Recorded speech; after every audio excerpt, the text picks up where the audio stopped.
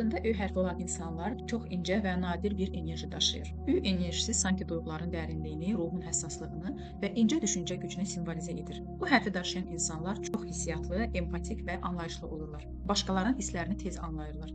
Onların intuisiya gücü çox yüksək olur və çox vaxt ürəklərinin səsini dinləyərək doğru qərarlar verirlər. Yaradıcılıq, incəsənət, yazı və insanlarla işləmək sahələrində xüsusi istedada malikdirlər. Ü enerjisi həm də səmimiyyət və saf niyyət deməkdir. Amma bu incəlik bəzən insanı həddən artıq həssas edə bilər və bu insan başqalarının sözlərindən tez inciyə bilər. Bəzən də hisslərini gizlədərək içində saxlayır. Bu isə zamanla emosional yorğunluq yarada bilər. Əgər Ü insanı öz hisslərini qəbul edib, onları yaradıcılığa və insanlara faydaya yönəldə bilsə, həyatının harmoniyasını tapacaq.